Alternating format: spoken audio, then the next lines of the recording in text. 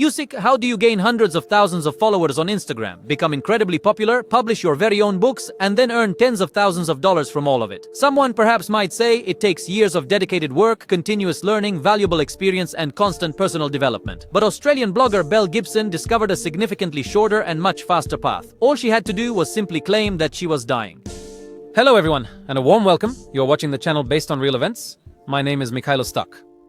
And today, we're going to talk about the Netflix series Apple Cider Vinegar, which was released back in 2021. This is the story of Belle Gibson, a self-proclaimed Instagram guru who for many years cultivated an image around herself as a young woman who had triumphantly beaten cancer. And she convinced countless people that she had supposedly cured herself through various unconventional methods, proper nutrition, and a very healthy lifestyle. In this very video, I will tell you who Belle Gibson truly was in reality, how she managed to transform her own lies into a brand that hundreds of thousands of people came to believe, including Apple.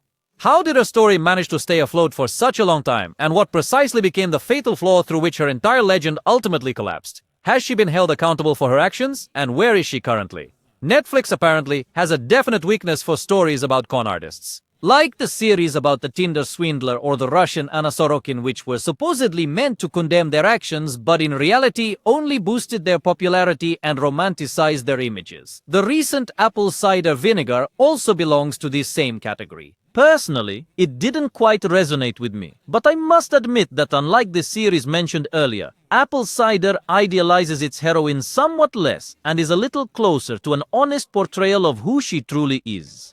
It seems that in this particular case, Netflix's moral compass has finally straightened out a bit and moved closer to an adequate assessment of fraudulent activity. One particular advantage is that the series quite clearly shows the problem of the Instagram and TikTok era, when audiences sometimes blindly trust bloggers, even if they absolutely lack both experience and qualifications in what they talk about. Showrunner Samantha Strauss and the series producers wanted to show not only Billy's journey from success to downfall, but also how her lies affected the people around her. Besides Belle herself, portrayed by Caitlin Dever, the narrative also centers on several other characters whose individual storylines are intricately woven into her elaborate scheme. These include both fictional figures, such as the cancer-stricken subscriber Lucy, and real-life prototypes, like Belle's best friend and assistant, Chanel, whose character is partly based on Belle's actual friend, Chanel Makoliev. Investigative journalists Justin and Sean, who collectively represent the reporters from The Age who, in reality, uncovered the Belle fraud, and also the competitor Mila Blake, a young influencer who has been diagnosed with cancer, whose character draws inspiration from the real-life story of Jessica Ainsko, a well-known blogger who chose to refuse traditional medical treatment and subsequently passed away from cancer in 2015. The series quite realistically portrays alternative treatments and highlights the skepticism of medical professionals whom Belle deliberately avoided. Overall, the television series garnered overwhelmingly positive reviews. Many viewers commented that they experienced both anger and profound sympathy simultaneously. Anger stemming from the protagonist's blatant cynicism and deep sympathy for her victims. And at the same time, a genuine concern about how incredibly easy it was to believe such a self-proclaimed online healer. In fact, the story that formed the basis of the series actually began long before Netflix. The real Belle, whose actual name was Belle Gibson, was born in the year 1991. Interestingly, even before her exposure, the young woman had been telling journalists about her supposedly difficult childhood. She claimed that when she was 12 years old, she ran away from home due to family problems and a despotic mother, and that she herself took care of her younger brother. However, her mother later refuted these claims, calling her daughter a fantasist and an opportunist who rewrote her own biography as needed. Anyway, in her teenage years, Belle didn't excel academically or have stability, as she often moved. And by 17, she became a single mother. So, in her life, there was no medical profession or even an adequate education anywhere close. Nevertheless, it wasn't long before Belle discovered her true calling within the then still relatively novel yet rapidly expanding fashionable movement which was entirely devoted to promoting a healthy way of life. She, much like countless others across the globe during that period, became deeply engrossed in the practices of alternative medicine, the principles of a vegan diet, various detox regimens, and numerous other emerging trends that were steadily gaining significant traction in the early years of the 2010s. These interests, coupled with her remarkable charisma and deep understanding of social media, formed the foundation for her upcoming scheme, with Instagram serving as the primary platform. Back then, it was also rapidly gaining popularity, and for many young people, it was almost the center of their entire universe.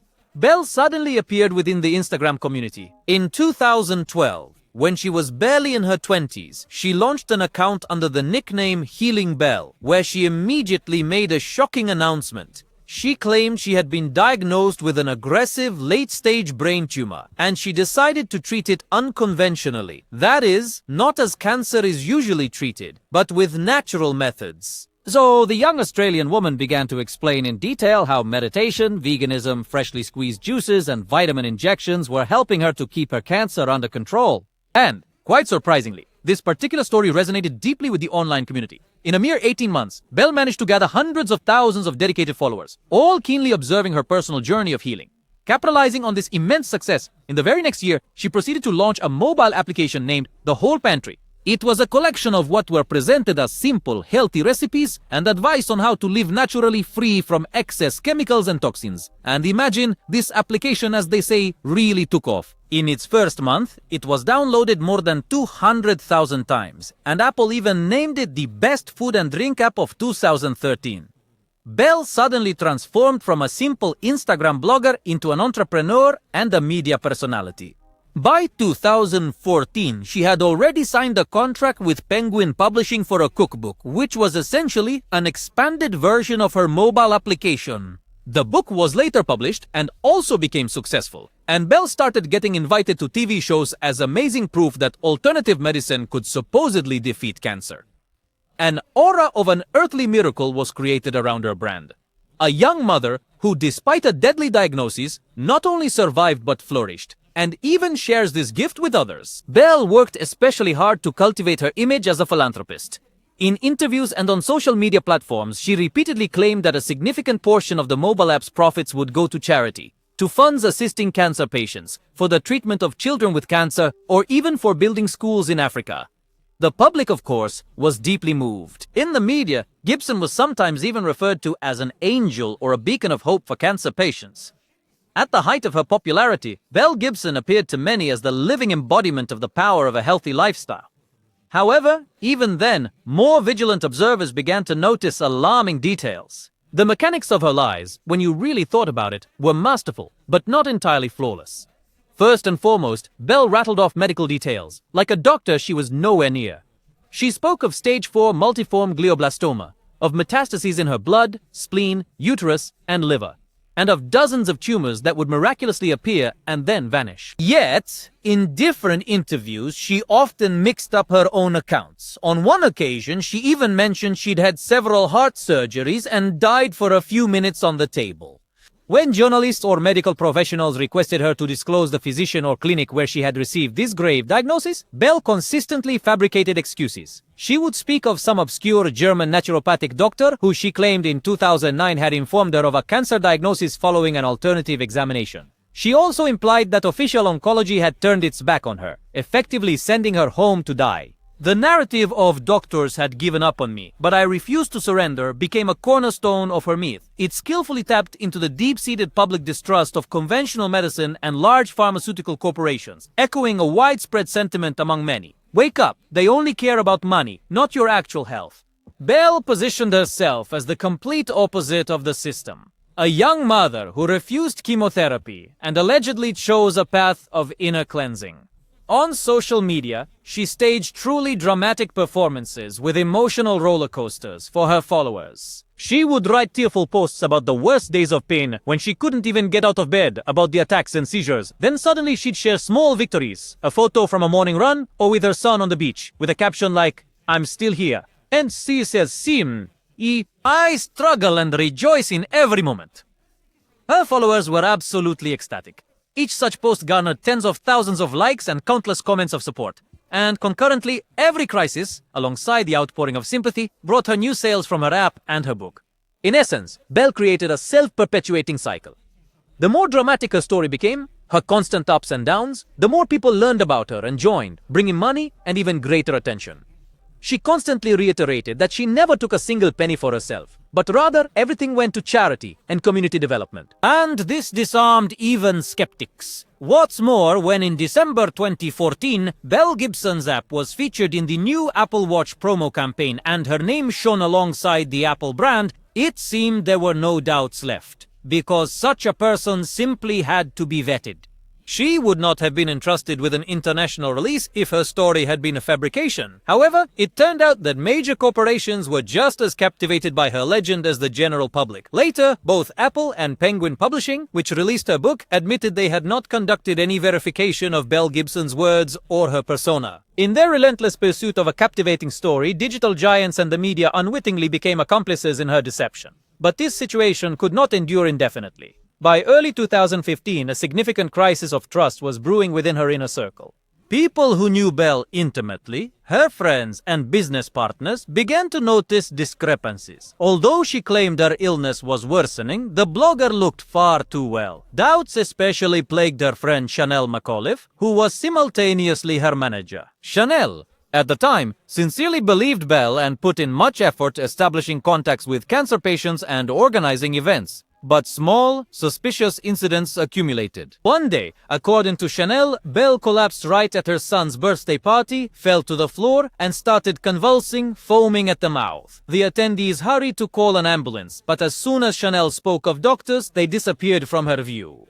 Narrator: Belle emerged from the seizure and exclaimed that she didn't need Western medicine, and she would heal herself. For Chanel, this truly marked a pivotal moment, because the whole scene appeared much more like a staged performance than a truly authentic epileptic seizure. Later, Chanel reached out to the police, to a lawyer she knew, and even to several journalists. However, at first, no one was willing to listen to such a seemingly fantastic story about the media's darling. But eventually, journalists from The Age, Bo Donnelly and Nick Toscano, decided to investigate the matter in more detail and began checking the facts. And that's when everything started to unravel.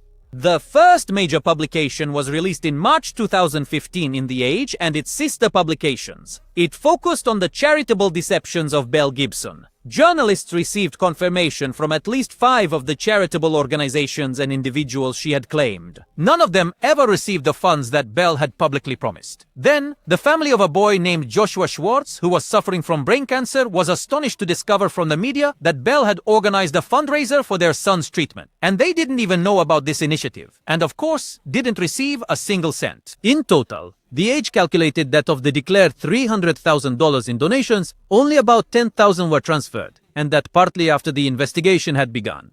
People were simply stunned, and that, of course, is not surprising. The woman who presented herself as a paragon of compassion turned out to be nothing but a common fraud. What intensified the outrage was that Belle wasn't simply appropriating funds. She did this at the expense of sick people and children, and trusting subscribers who were inspired by her supposedly good deeds. The cynicism of the situation is difficult to comprehend. Within a few weeks, journalists and detectives uncovered Gibson's main lie, her claim about having cancer. It became evident that she had not received treatment at any medical institution in Australia, nor was she listed anywhere as an oncology patient.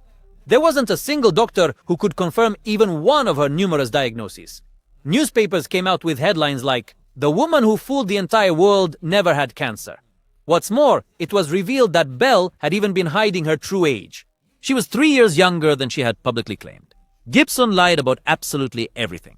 Australian talk shows, media outlets and magazines were absolutely flooded with indignant comments from cancer patients. Belle, as expected, suddenly vanished from the public eye and deleted all her social media accounts. The publisher then hastily pulled Gibson's book from stores and officially declared they had not received satisfactory explanations from the author. Apple similarly removed her app from the App Store and deleted any mention of it from the Apple Watch presentation. The media became victims of their own narrative, as no publication bothered to verify even the basic facts of her biography and diagnosis before featuring her on their covers. Within a few weeks, the popular healer transformed into a nationwide outcast. Gibson had 2 options: either disappear forever or try to justify herself, and she chose the latter. In April 2015, Belle gave an exclusive confessional interview to Australian Women's Weekly magazine, which, however, convinced very few. In it, the girl admitted that none of it was true, including her diagnoses. However, not a single genuine apology was ever offered. On the contrary, Belle sought to explain her falsehoods by citing a traumatic upbringing and a complete absence of love. She claimed her mother neglected her, that she was deprived of attention, and from the tender age of 5, she was forced to look after both herself and her younger brother. So, she once again tried to appeal for sympathy, presenting herself as a victim of circumstances, a person who invented an illness out of despair because she desperately needed support. But even this was not the end. Just a few months later, Belle Gibson became the central figure of a scandalous episode of the TV program 60 Minutes on 9 Network, where she once again presented herself as a victim and skillfully evaded answering even the simplest questions. What's more, this time she fabricated a story that back in 2011, even before the launch of her application, she had undergone an MRI of her head and discovered there was no cancer. And just imagine, she was utterly shocked and profoundly traumatized by this revelation. In this way, Belle was essentially trying to deflect all responsibility and blame onto some enigmatic German healer who had purportedly provided her with an incorrect diagnosis back in 2009 and then supposedly devastated her life once again by declaring that there was no cancer and she was completely healthy. Woody besar todos when the host asked why Belle hadn't told her subscribers, Gibson just replied that she was going to tell them as soon as she found the courage. But the media did it for her. This conversation, masterfully portrayed on screen in the series by Caitlin Dever and serving as the final scene, presented viewers with a chilling portrait of a person who either completely fails to grasp or fundamentally refuses to acknowledge their guilt. It's interesting that despite such a public unraveling of her scam, Belle Gibson received no criminal punishment because in Australia, lying about an illness is not considered a crime in itself. However, her actions constituted violations of consumer protection laws and anti-fraud legislation. Therefore, soon after, the Consumer Affairs Agency of one Australian state filed a civil lawsuit against Belle and her company. She was accused of making false and deceptive claims regarding her cancer diagnosis, regarding refusing treatment in favor of natural remedies, and regarding donations to charity. The court proceedings took place in early 2017 without Belle Gibson herself present, as she never once appeared at the hearing. Therefore, soon after, the Federal Court of Australia found most of the accusations brought against her to be proven. However, the judge presiding over this case rejected the wording about Gibson's deliberately fraudulent, unscrupulous conduct, noting in the decision that Belle might have been under the influence of a certain illusion and not all aspects of her motivation were proven. The judge acknowledged that despite the sheer cynicism of Belle's actions, it couldn't be entirely ruled out that she might suffer from psychological disorders or that she herself genuinely believed her own lies. This statement sparked considerable discussion. Some perceived it as a clear manifestation of excessive humanism, while others truly believed that the core issue lay in her psychological problems. The renowned expert, Mark Feldman, characterized Gibson's case as a particularly predatory and vicious manifestation of Munchausen syndrome. She was deliberately faking her illness, not just to gain sympathy, but also, quite explicitly, for financial profit. This, therefore, amounted to a massive deception of truly enormous proportions, solely for her own personal enrichment. Despite these nuances, the court ordered Belle to pay fines amounting to over $300,000 for 5 violations, specifically for lying about transferring profits from app sales to cancer foundations and other charitable organizations, for deceptively collecting funds for a Mother's Day event, and separately for deceiving the family of that very same sick boy, Joshua Schwartz. The judge called the Schwartz family's case the most cynical violation because Belle Gibson, while allegedly raising funds for Joshua, even publicly compared the horrific circumstances of the boy's illness to her own story, claiming she had the very same type of tumor as him. A statement that was absolutely cynical and deceitful. It's important to note here that Belle did not receive a prison term, as she was prosecuted under civil statutes, not for criminal fraud, and her penalty consisted of fines and an injunction to cease all misleading activities. Gibson could only have gone to prison if she had failed to comply with the court's decision. And in this particular part, the story also developed quite dramatically. Belle refused to pay the fine, claiming she simply had no money. However, the investigation revealed that during those years, she had spent almost $100,000 on a luxurious lifestyle. These were trips to Bali and Africa, designer clothes, and expensive beauty salons. As a result, state authorities twice in 2020 and 2021 raided her Melbourne suburban home, confiscating property, appliances, and furniture. But even this didn't cover the debt, which with interest exceeded $500,000. Belle defiantly ignored court summonses and still hasn't fully paid her fines. After the trial, she refused to communicate with the media and actively avoided public attention. She changed her image and didn't create new social media profiles under her real name.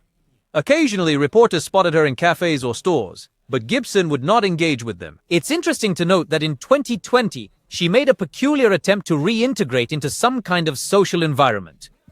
Under the assumed name Sabontko, she appeared at an Ethiopian diaspora event in Melbourne, dressed in traditional clothing and a headscarf, and claimed on video that the Oromo community had welcomed her and even adopted her as their own. It seemed so absurd that community leaders immediately refuted it. They stated this woman had appeared at several events, but she is not a member of their community. And they were generally surprised by such a self-appointment. Essentially, Belle was trying to hide behind a new mask again, but this venture only harmed her. Gibson was once more in the news, portrayed as a former fraudster, now posing as the spiritual adopted daughter of the African people. After that incident, she never made such public moves again. So, today, almost 10 years after her deception was brought to light, Belle Gibson has almost entirely disappeared from the public eye and has still virtually not faced any punishment more substantial than simple fines. According to rumors, she's working somewhere under an assumed name, avoiding social media. Her son is now about 15 years old, and he's in his father's custody. In fact, Belle Gibson's story is just one of many similar tales in our current digital age. Another social media story, which after checking, proves to be a lie. Social media quickly creates an illusion of intimacy and trust. This especially applies to Instagram. You feel like you know the person, see them daily in stories, read their posts, get used to their tone, their jokes and weaknesses, and how they reveal the behind the scenes of their life. For many, it even resembles a certain kind of friendship, though in truth, it's merely a carefully staged, one-sided closeness. And then, an even more powerful mechanism activates. The bandwagon effect. When you observe tens or hundreds of thousands of followers, a vast sea of support, and enthusiastic comments, the thought involuntarily creeps into your mind. Surely, they can't all be mistaken? If so many people trust it, then I can too. Exactly. Collective belief gives such stories immense power, and this is precisely where the danger lies. Because on social media, trust is often reinforced not by facts, but by reactions. Every single like, repost, and comment serves as a small confirmation that this is true, that it's important, and that it truly deserves our attention. Algorithms then pick up on this wave and propel it forward with even greater force. And at some point, a fabricated or embellished story begins to be perceived as almost undeniable, simply because it's everywhere, and everyone supports it. Info scammers are excellent at exploiting this phenomenon. So the more touching the story and the more it captivates people, the harder it is to question it. That's why a cool head must always accompany emotions. Not instead of compassion, but alongside it. A simple fact check. Who is this person? What exactly is she claiming? Are the details consistent? Are there clear documents and explanations? Because trust is precious, but online it easily becomes a commodity. And if we don't learn to verify and ask questions, then every new touching story will have a chance to repeat the same scenario. Well, and with that, I'll conclude today's episode. If you found this interesting, don't forget to hit the like button, leave a comment, and subscribe to my channel if you haven't done so already. That's all for now. So, until we meet again on the vastness of YouTube.